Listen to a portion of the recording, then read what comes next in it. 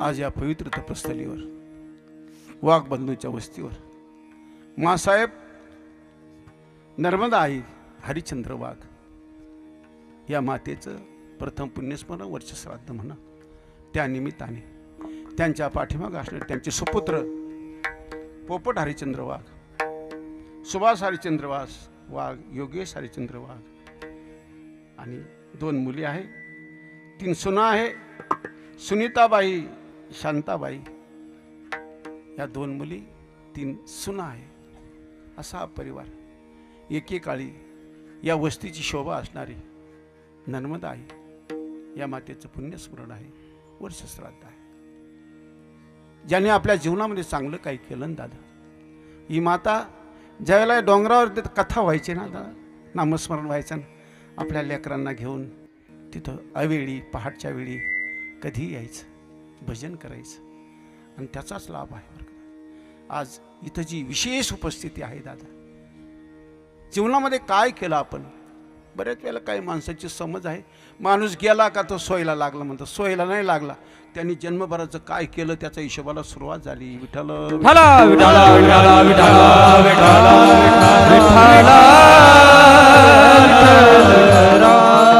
गेला तो सोयीला लागला म्हणतात. सोयीला कस काय लागला, सोयीला नाही लागत. त्यांनी जन्मभर काय केलं, ज्या दिवशी गेला त्या दिवसापासून त्याच्या हिशोबाला प्रारंभ होता. म्हणून बचके राहिनाची फार सांभाळून जीवन जगतात. आपलं असं वाटतं आपल्याला हिशोब द्यावाच लागणार नाही ना दादा. आजचे पैसे, आजची प्रतिकूलता, अनुकूलता, आजचा मान धन, हे सगळं काही दादा कुचकाम आहे. जन्मभर तुम्ही काय केलं, या हाताने काय केलं असेल, मनाने काय केलं असेल, या शरीराकडून काय घडलं असेल दादा, पवित्र कर्म, बस त्याचा लाभ होतो खऱ्या अर्थाने. म्हणून मातेचा प्रसन्न मुद्रा, प्रसन्न स्वभाव, आपल्या लेकरा बाळांचा सांभाळ करून या इहलोकाची यात्रा संपवून मातेला वर्ष झालं आणि त्यांच्या उपकाराची उतराई दिली पाहिजे. तसं मात्या पित्याचे उपकार फेडण्याकरता आपल्याकडे काही व्यवस्था नाही बरं का दादा, व्यवस्था नाही. काय माझे तुकोबर आहे ते म्हणतात, काय व्यवस्था आहे आपल्याकडे. त्यांच्या उपकाराची उतराई देऊ शकत नाही दादा, कारण अनुकूलता प्रतिकूलता हे सर्व प्रकारची जीवनामध्ये दुःख सहन करून, आपत्ती उपत्ती संकट सहन करायचे आणि आपल्या प्रापंचिक सफलतेकरता लेकरा बाळांचा सांभाळ करून आपल्या जीवनात गती अधोगतीचा विचार न करताना वर्तमान सांभाळायचं. आणि वर्तमान जे जे सज्जन सांभाळतात दादा, त्यांच्या जीवनामध्ये हा आनंद प्राप्त होतो. म्हणून मासाहेब नर्मदा आईने केलेल्या आपलं सत्कर्म, सदाचरण, पवित्र संगती, दान, पुण्य, परोपकार, त्याचा लाभ आपल्या सर्वांचं इथे येणं आहे. आणि त्यांच्या पाठीमागे त्यांच्या सुपुत्रांची केवढी श्रद्धा, केवढा विश्वास दादा. ह्या भावने, या सुभाष भावने तर बऱ्याच दिवसापासून लिहून दिलेले आहे तिथे. माझा भगवान तुमच्यापर्यंत घेऊन आला. मी बी झगडत राहतो, माझी अवस्था चांगली राहत नाही, रात्रंदिवस झगडत राहतो, पण इथपर्यंत येणं झालं कारण फार दिवसाची लिहून दिलेली तारीख आहे. आणि त्या निमित्ताने मी माझ्या तुकोबराच्या अभंगाची निवड केली. विठ्ठल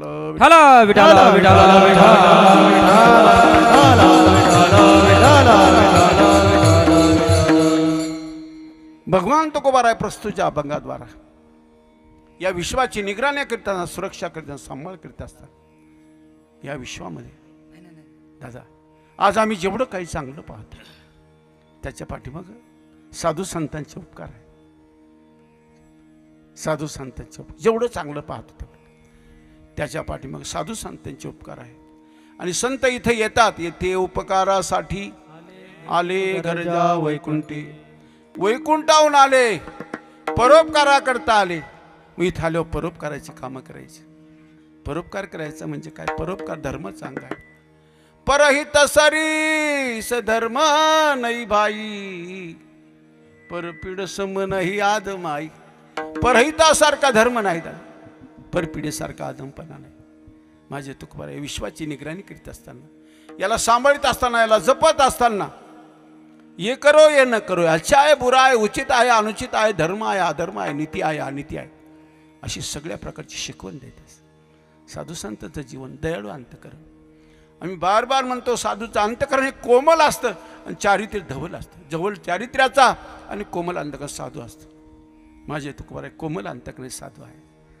वर्तमानामध्ये धर्माच्या नुसत्या घोषणा द्यायच्या नाही. इथं आल्यानंतर वाढावया सुख भक्तिभाव धर्म कुळाचार नाम विठोबाचे. सुख वाढावया, धर्म वाढावया, भक्ती वाढावया, या सर्वांची वृद्धी झाली पाहिजे. अस्तित्व प्रसन्न राहिलं पाहिजे, अस्तित्व आनंदी राहिलं पाहिजे, अस्तित्व भजनानंदी राहिलं पाहिजे. या सर्वाला जपलं बरं का आमच्या महापुरुषांनी. जपलं जातं, सांभाळलं. या विश्वाचा सांभाळ करीत असताना आपली दया कृपा करून याच्या माध्यमातून दुःखी जीवाला दिलासा द्यायचा. सत्य बोले मुखे दुःखवे अनेकाच्या दुःखी. इतरांच्या दुःखाने दुःखी होतो तो साधू आहे, इतरांच्या सुखाने सुखी होतो तो साधू आहे, आणि इतराच्या आनंदात आनंद मानतो तो साधू आहे. विठ्ठल विठ्ठल उरावे तैतिया सुख दुःखी फळावे, तया ते भोगावया यावे देहा एका. निळबराची गोपिका म्हणते, येथे आली येऊयाच निज कार्या, केली कर्मे ती मागील भोगावया, आता घडते ती ते समर्पाया, नाही भय त्या निजस्थाना जावयावो. पाठीमागच्या कर्माचा सर्वांना हिशोब द्यावा लागतो. वर्तमानात प्रत्येक सज्जनाचं सुख दुःख आहे दादा, अनुकूल प्रतिकूलता आहे, ते त्याच्या पाठीमागच्या कर्माचं फल आहे. मग तुकोबारांनी विचार केला, बाबा या संत मंडळींनी याला व्याधी मुक्त करण्याकरता, हे दुःख घालवण्याकरता आपण काय करू शकतो. मग संत मंडळी दुःख घालवण्याकरता एकांतात जातात बरं का दादा. एकांतात संत एकांती बैसले, सर्व सिद्धांत शोधिले, ज्ञानदृष्टी अवलोकिले, सार काढिले निवडून ते एक श्री हरीचे नाम. व्याधी मुक्त करण्याकरता प्रत्येक जीवाचा सांभाळ करीत असताना याला व्याधी मुक्त करायचं. पण व्याधी मुक्त करीत असताना परफेक्ट औषधी द्यायची. रोग्या ईशा द्याव्या वल्ली जया झाली बाधा ती. माझे तुकोबार म्हणजे कलियुगातले वैद्यराज धन्वंतरी बरं का दादा. धन्वंतरी, धन्वंतरी म्हणजे धन्वंतरीचा अर्थ असा आहे, जरी देणे घेणे नाही आशा, उपकार तरी धन्वंतरीपणे, जरी देणे घेणे नाही आशा.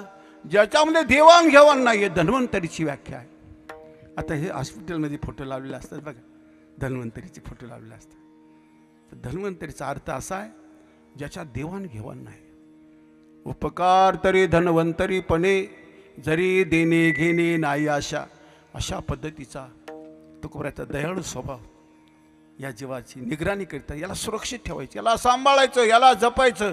पण या वर्तमानात दुःख घालवण्याकरता तुकोबारांनी विचार केला.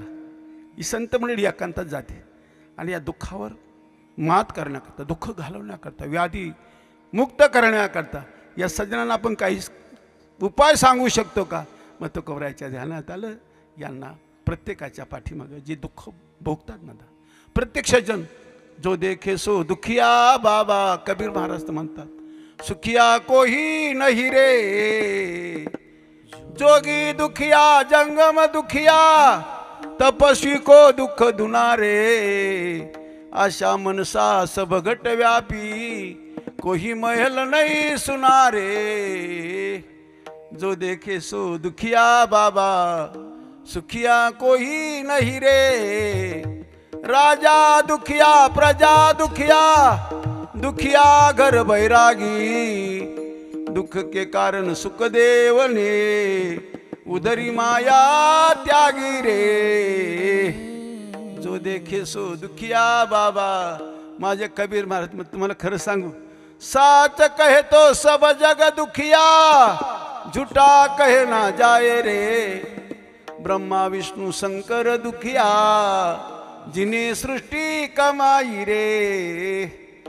कोणाकडे पाहता दुःखी आहे. महाराजांनी पाहिलं, या दुःखी जीवाला दिलासा देत असताना वर्तमानामध्ये पाठीमागच्या भुलीचे परिणाम आहे दादा. आता दुःख करीत बसू नको. आपल्या कर्माचं फल आहे. आपल्या सुखदुःख जे भोगतात सज्जन, आपल्या कर्माचं फल आहे. माता याच्यातून व्याधी मुक्त होण्याकरता, दुःख घालवण्याकरता एकच एक उपाय आहे. कलियुगामध्ये वर्तमान जपण्याकरता एक पवित्र सुझाव देत असताना तुकोबारा अभंगाचं प्रथम चरण. हे ऐसा कर घर आवेरा, ऐसा कर घर आवेरा, ऐसा कर घर आवेरा, ऐसा कर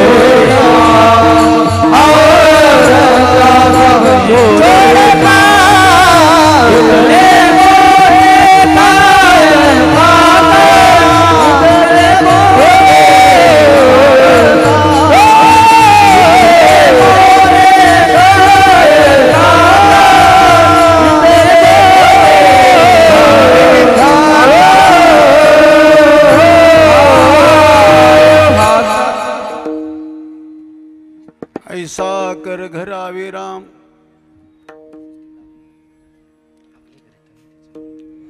माझे तुकोबर आहे वर्तमान जीवाची दया कृपा करुणेच्या माध्यमातून विश्वाची निगराणी करीत असताना, सुरक्षा करताना, याला सांभाळीत असताना, याला जपत असताना तुकोबर आहे म्हणतात बाबा वर्तमानामध्ये काय जपायचे आहे, करणीय काय आहे. वर्तमानामध्ये ऐसा कर घरावे राम. तुझ्या घरी देव येण्याकरता प्रयत्न कर.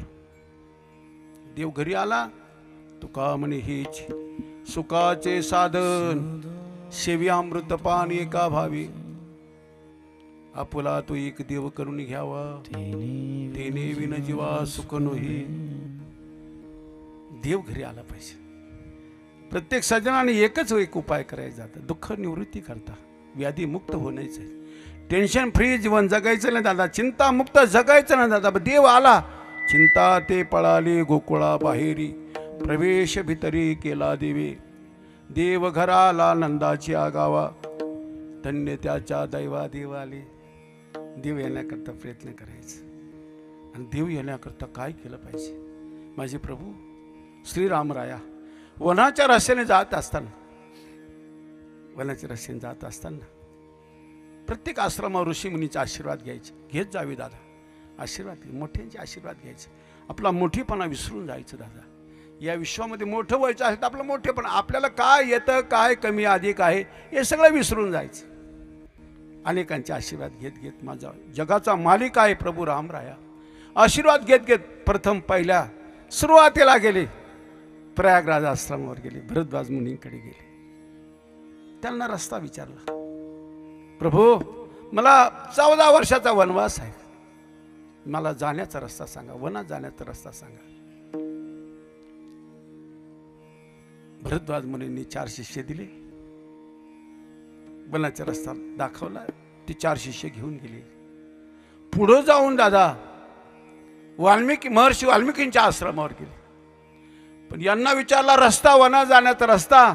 महर्षी वाल्मिकींना विचारलं, प्रभू मला राहण्याची जागा सांगा. देवाने विचारलं मला राहण्याची जागा सांगा. त्याला महर्षी वाल्मिकीची गोड जागा सांगतात दादा. जिनके कपट दंभ नाही माया, तिनके हृदय बसहो रघुराय. हे प्रभू ज्याच्या जीवनाचा दंभ गेला, कपट गेलं, माया रहित जीवन झालं, तिथं जाऊन तुम्ही राहा. देव आला का? देव येण्याकरता माणूस सरळ झाला पाहिजे. जिनकी कपट दंभ नाही माया, तिनके हृदय बसहो रघुराय. मन क्रम बचन छाडी चतुराई, भजत कृपा कर हे रघुराई. आणखी सांगू, निर्मल मन जन सो मोही पावा, मोही कपट चल छिद्र न भावा. दादा या सज्जनाकडे तुम्ही जाऊन राहा. याच तुका म्हणे वाळवंट बरवे नीट उत्तम, तुका म्हणे चित्त करावे निर्मळ, येवोनी गोपार आहे तेथे. असं पवित्र सदन, पवित्र घर, पवित्र शरीर दादा, तिथं जेवण, तिथं देव येतो. सरळ झाला पाहिजे माणूस. सरळता जीवनात आली का देव येण्याकरता काही करावं लागत नाही. विठ्ठल विठ्ठल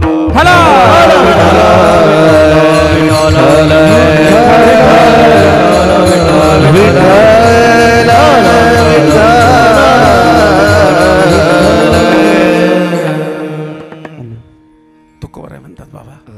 वर्तमानामध्ये दुसरं काहीच करू. ऐसा कर घरावे राम, और धंदा सब छोरे काम. सर्व कामावर चिरा घालून दे. तुझ्या घरी देव येण्याकरता रात्रंदिवसाचा प्रयत्न कर.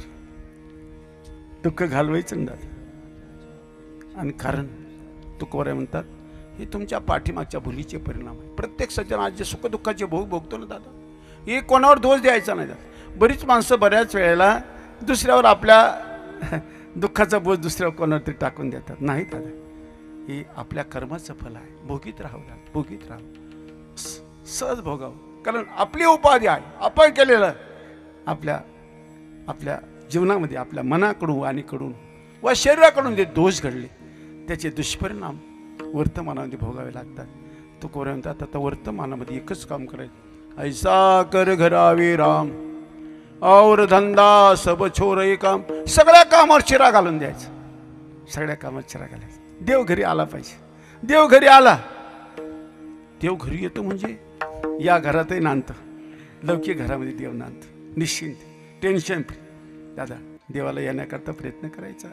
आणि ती सरळता, ती पवित्र पावन अवस्था प्राप्त झाली का दादा? ज्या सुखा कारणे देव वेडावला, वैकुंठ सोडून संत सदनी राहिला. धन्य धन्य ते वैष्णव सदन, जेथे लक्ष्मी सहित शोभे नारायण. जी सुख क्षीरसागरी ऐकीजी, ते या वैष्णव मंदिरी देखीजी. धन्य धन्य ते वैष्णव मंदिर, जेथ नाम घोष होई निरंतर. आणखी काही पवित्र जागा सांगितली. एक जागा महर्षी वाल्मिकींनी सांगितली देवाला, तुम्ही तिथं जाऊन राहा. कुठं? शेवटची जागा सांगतो दादा देव येण्याकरता. देव येण्याकरता तुकोरांनी दादा सुजाव तर दिला, ये करो. देव घरी येण्याकरता ही पवित्र पावन अवस्था झाली पाहिजे. पण कोणती? ऐका ना दादा, शेवटचं सूत्र सांगतो, शेवटची चौपाई सांगतो. जननी सम देखई परनारी, धन परायो विषते विषभारी. परायो धन विषते विषभारी, जननी सम देखई परनारी. आई नाही, माझी जन्म देणारी आहे. एवढी इतकी पवित्रता आली का तिथं देव येतो दादा. नांदे तया घरी दैवत पंढरीचे. धन्य पुण्य रूप कैचा झाला संसार, देवानी भक्त तुझा नाही विचार. या जगाचा मालिक तिथे येऊन राहत, तिथे येऊन राहत. ऐसा कर घर आवी राम, असं काही कर, तुझ्या घरी देवाची पवित्र पावन अवस्था झाली पाहिजे. देव घरी येण्याकरता तुकोबाराय म्हणतात, सगळ्या कामावर चिरा घाल. देव आला का सगळी निश्चिंती झाली त्याची. बस और धंदा सब छोर ही काम. आणि तुकोबाराय म्हणतात, वर्तमानामध्ये प्रत्येक जीवाच्या दुःखाच्या वेदना फक्त साधूला येतात बरं का. इतर माणसं तर एकमेकाच्या दुःखामध्ये टाळी वाजवतात. बरं झालं त्याच्या कर्माचं फल भोगतो आहे, टाळी वाजवतात. साधू त्याचं अंतःकरण द्रवित होतं, दुःखी होतो. दुसऱ्याच्या दुःखाने दुःखी होतो साधू, दुसऱ्याच्या सुखाने सुखी, दुसऱ्याच्या आनंदाने आनंदी होतो. तुकोबारायांनी पाहिलं, बाबा वर्तमानामधलं जे दुःख आहे ते दुःख घालवण्याकरता वर्तमानामध्ये तू एक काम कर. कारण वर्तमान जपल्याचे परिणाम, भूतकाळाचा विसर पडतो, भविष्याची चिंता मिटते आणि तुमचा वर्तमान येणाऱ्या पिढीला आदर्श ठरतो. म्हणून वर्तमानामध्ये तुम्ही फक्त देव येण्याकरता प्रयत्न करा. आणि हे दुःख करीत बसू नको. दुःख हे तुझ्या कर्माचं फल आहे, तुझ्या पाठीमागच्या भुलीचे परिणाम आहे. अभंगाचं दुसरं चरण. इतने गोते ठावे गाता, इतने गोते ठावे गाता, इतने गोते ठावे गाता, इतने गोते ठावे गाता, इतने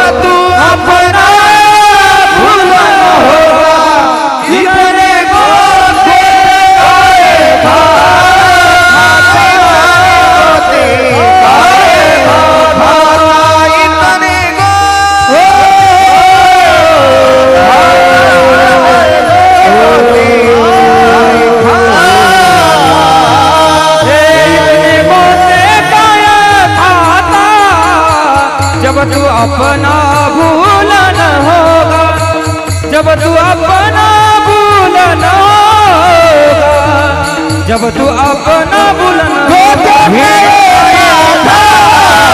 जब तू अपना भूलना होगा, जब तू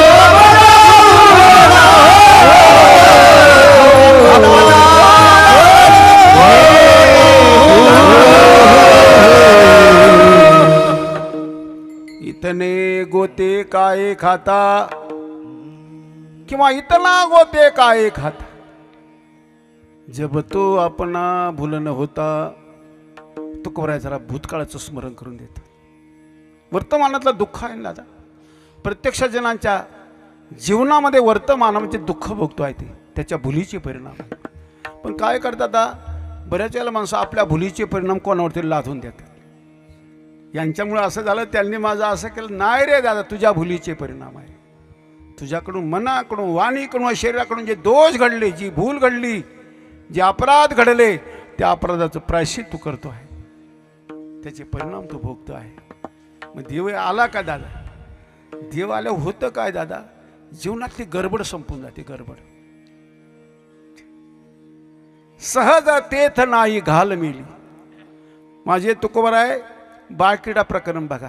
बाळक्रीडेमध्ये तुकोबराय म्हणतात, नारायण नांदे जयाची ठाई, सहज तेथ नाही घाल मिली. जीवनातली घालमेल संपल्याकरता देव आला पाहिजे. नारायण नांदे जयाची ठाई, सहज तेथ नाही घालमेल. घालमेल संपत नाही दादा. घालमेल संपली पाहिजे. आणि घालमेल संपण्याकरता देव आला पाहिजे. देव आला दादा. जिकडे देव आला ना दादा, तिकडं भविष्याची चिंताच करायचं काम नाही. टेन्शन फ्री, चिंतामुक्त देव आला पाहिजे. देवाची ते खुणा आला ज्याच्या घरा, त्याच्या पडे चिरा संसाराशी. देव आला पाहिजे. आणि देव आला का घालमेल संपून जाते. प्रत्येक सज्जनाने पहा, देवाचाच आश्रय केला, देवाचाच आश्रय केला. और एवढं मोठं कौरवांचं एवढं मोठं सैन्य असताना सुद्धा पराजित का झाले दादा? फक्त देव नाही, देव नाही. आणि अक्षय दादा, पांडवांकडे काय नाही दादा. 5 पांडव आहे, पांडवांकडे काही शौर्य नव्हतं, वीरता नाही असं नाही. पण दादा, मर्यादाशील जीवन, एका विशिष्ट कक्षेमध्ये पवित्र पावन अवस्थेमध्ये जगणारी पांडव दादा, भक्त म्हणून जगणारे पांडव. नाही तर पांडवांकडे काही कमी उणीपणा नव्हतं बरं का दादा. काही जिथे जगाचा मालिक आहे, ज्यांचा सांभाळ करणारा दादा, त्याच्या जीवनात काय कमी आहे? देव आला पाहिजे. ज्या वेळेला हे दोघंही जातात, दुर्योधन जातो, युद्धाचा प्रसंग आला, युद्ध अटळ झालं, त्याला दुर्योधनही जातो आणि धृतराष्ट्रही जाते. पहा, धृतराष्ट्राची ही बुद्धी भ्रष्ट झालेली, भ्रमात गेलेली, कोमात गेलेली माणसं काय नाही, त्यांना लोकसंग्रह पाहिजे. सैन्य ज्याच्याकडे जास्त त्याचा जय होईल असं वाटतं. आणि ईश्वर भक्ताला काय, माझा मालिक माझ्याकडे असला, प्रभू तू गरजेचा आहे. तू ज्याच्याकडे आला त्याच्या जीवनात निश्चिंती आहे. देव घराला नंदाच्या गावा, धन्य त्याच्या दैवा देवाले. म्हणून सहज तेथ नाही घाल, निर्मळ झाला पाहिजे माणूस. मी बोलू, महर्षी वाल्मिकीने ज्या जागा सांगितल्या देव येण्याकरता काय केलं पाहिजे, काय खटाटोप केले पाहिजे, किती पवित्र झाला पाहिजे माणूस, किती पावन झाला पाहिजे. हे सगळ्या प्रकारचं सुख लाभण्याकरता, देव घरी येण्याकरता, बाबा तू आता दुःख करीत बसू नको. इतने गोते काय खाता, एवढा दुःख कशाला भोगतो? किंवा इतना गोते काय खाता, एवढा दुःख तू भोगलंच नसतं. एवढं इतना घ्या, नाही तर इतने घ्या. इतने मतलब इतने गोते काय खाता, एवढं दुःख कशाला भोगतो? किंवा इतना गोते काय खाता, एवढं दुःख तू भोगलंच नसतं. पण काय करावं?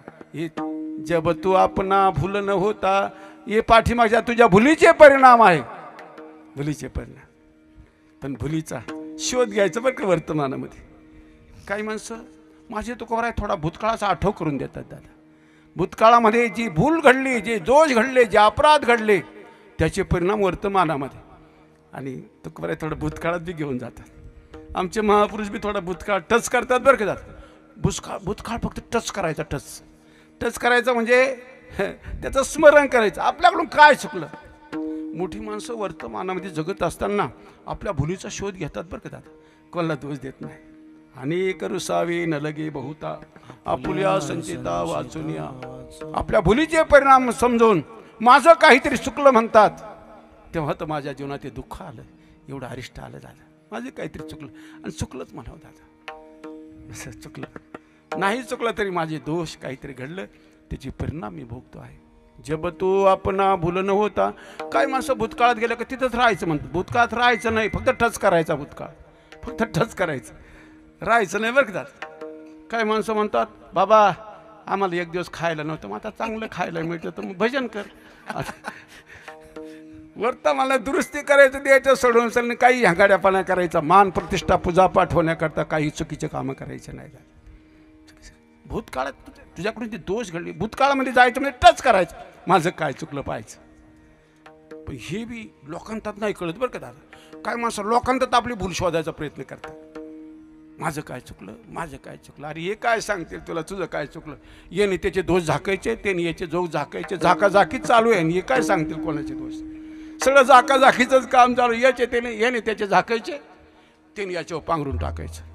पण झाकाझाकी किती दिवस करणार, दुर्गंध येणारच दादा. चुकीच्या कर्माची दुर्गंध येणार आहे, सेंट नाही, सेंट नाही. चांगल्या कर्माचा सेंट येईल दादा, चुकीच्या कर्माची दुर्गंधच येणार आहे दादा. झाकाझाकी किती काळापर्यंत करणार. भूतकाळ फक्त टच करायचा आणि भूतकाळ टच करून वर्तमान दुरुस्ती करायची. एकांतात जायचं, रडत बसावं लागेल दादा. भुलीचा शोध करण्याकरता लोकांतात नाही दादा, एकांतात.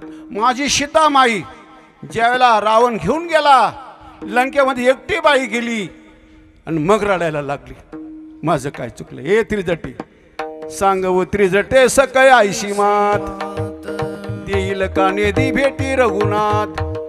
मन उतावीळ दुरी झाला पंथ, रावण सके प्राण माझा कुड्यात वो. सांगव त्रिजटे सकय आईशी मात. हे त्रिजटे सांग ना, काय दुष्टाचरण होते म्या केले, तीर्थव्रत होते कोणाचे भंगिले. गाई वस्सा पत्नी पुरुषा बिघाडिले, नकळे संचित चरणांतरले वो. सांगू त्रिजटे सकय आईशी मात. हे त्रिजटे सांग ना, माझी काय चुकलं, माझी कुठल्या भुलीचे परिणाम मी भोगते आहे. माझे प्रभू श्रीरामराया आणि माझ्यामध्ये विरहाचं दुःख कशामुळे, कशाचे परिणाम. मी कोण्या पती पत्नीचा बिघाडा केला, काय दुष्टाचरण होत्या म्या केले, तीर्थव्रत होते कोणाचे भंगिले. गाई वस्सा पत्नी पुरुषा बिघाडिले, नकळे संचित चरणांतरले हो. हे त्रिजटे सांग, कोण्या गाय वासराची मी ताटातूट केली, मी कोण्या पती पत्नीचा बिघाडा केला, कोण्या व्रतवैकल्याचा भंग केला. सांग कुठल्या भुलीचे परिणाम मी भोगते आहे. आणि थोडा वेळ झाला सीतामाईच्या ध्यानात आली आपली भूल काय झाली. नाडियेली अशा मृग कांती सोने, ज्याचे त्यांनी एकांतात जाऊन रडत बसली. सीतामाई एकटी पडली, मग तिथं रडायला लागली, मग भुलीचा शोध घ्यायला लागली. लोकांतात घ्यायचंच नाही, लोकांतामध्ये भुलीचा शोध.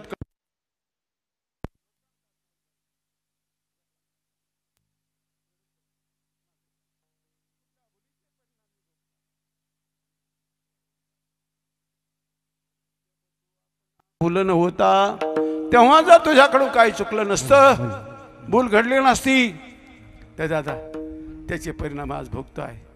जब तो आपण भूल न होता, आपल्या भुलीचे परिणाम आहे. आणि वर्तमानातलं दुःख कोणाला दोष द्यायचा नाही दादा, कोणाला दोष. भूल आपली भूल शोधित, जो आपणी भूल ठीक करले उसे इंसान कहते, त्याला माणूस म्हणायचं.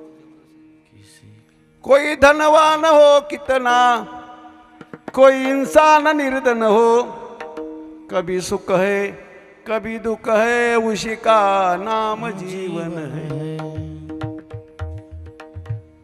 मनुष्य गलती का पुतला है, अक्सर हो ही जाती है. जो अपनी भूल ठीक कर ले उसे इंसान कहते. आपल्या आपली भूल शोधित राहतात. माझं काय चुकलं हे पाहत राहतात.